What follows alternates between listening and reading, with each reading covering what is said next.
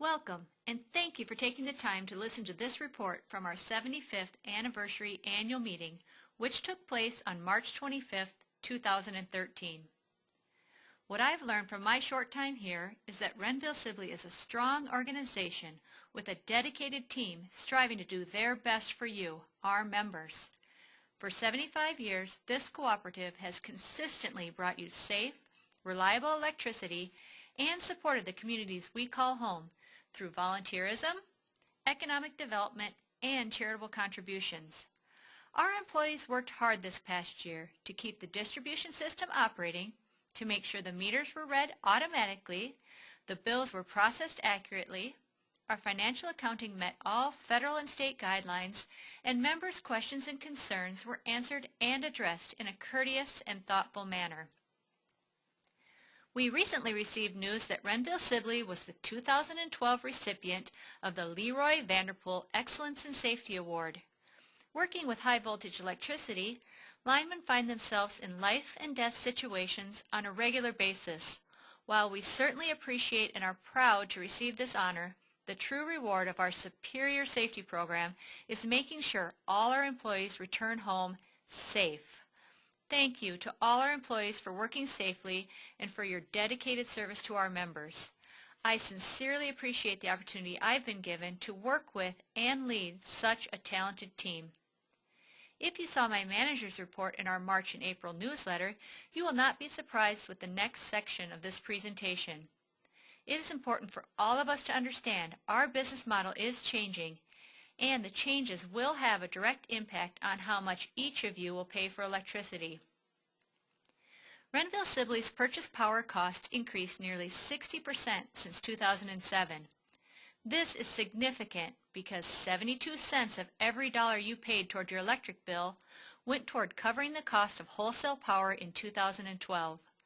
The added costs are coming at a time when demand for energy remains low and our cooperative is not seeing growth.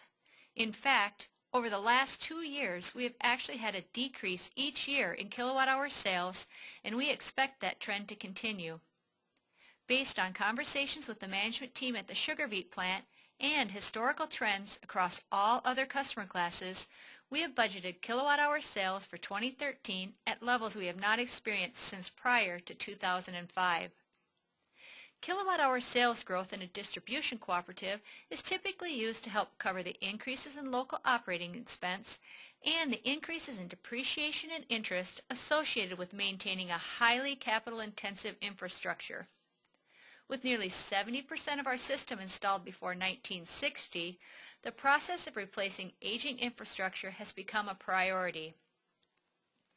Since we borrow a portion of the money for our capital work plan, we need to achieve financial measures established by our lenders. Our operating margins have dropped from 5% of revenue in 2007 down to less than 1% in 2012. Based on the results of a cost of service study, we have developed a rate designed to recover costs and improve our operating margins over the next 3 to 5 years. This year, the energy rate to residential members will increase an average of 10% beginning in May. Renville-Sibley's board took action to apply 25% of the residential increase to the monthly customer charge and the remaining 75% to the energy charge. Beginning with May energy use, the single-phase customer charge will increase from $25 to $30 each month, and the energy charge will increase from 10.8 to 11.72 cents per kilowatt hour. The small three-phase customer charge will increase from $44 to $59 per month, and the energy charge will increase from 11 to 11.89 cents per kilowatt hour. The rates for electric heat and controlled air conditioning will remain the same. On March 5th, members of our board and management team made a legislative visit to meet with our area House and Senate leaders. We expressed our concern over some of the bills that have been proposed. Renville-Sibley is not opposed to renewable energy. However, we support a balanced energy portfolio that utilizes a variety of renewable energy options like hydro, wind, and solar, combined with traditional coal and natural gas generation to keep energy affordable for our members. And we support a rate design approach that is fair and minimizes one class of consumer from subsidizing another class or another industry.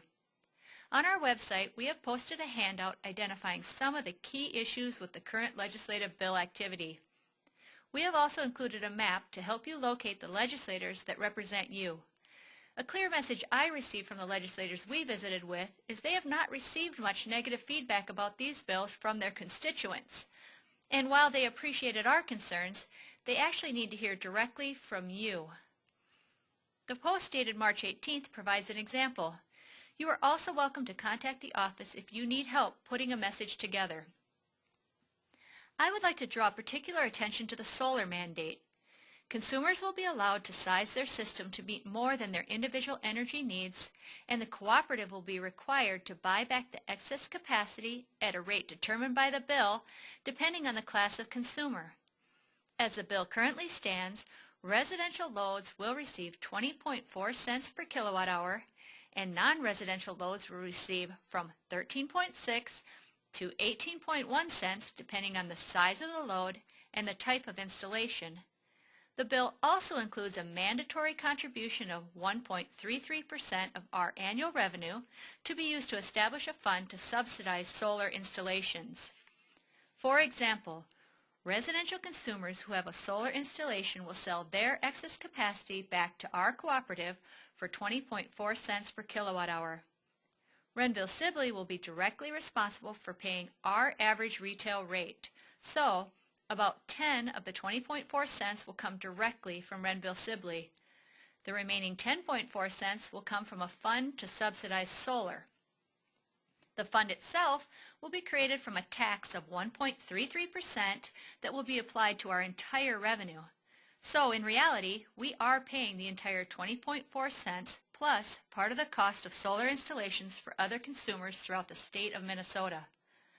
To put this into perspective, we have budgeted an operating revenue of almost $12 million. Our contribution to the solar fund would be just over $155,000. We have 1,586 members. For us, this tax is just under $98 per member each year. We completely understand that the economic impact is not the only factor associated with renewable energy. If you are concerned and would like to influence our leaders to vote against some of the proposed bills, please send them an email. On behalf of our Board of Directors, employees, and management staff, I would like to thank you for your patronage and support of our Renville-Sibley Cooperative. Please feel free to call me or stop in the office anytime if you would like to have a more in-depth conversation.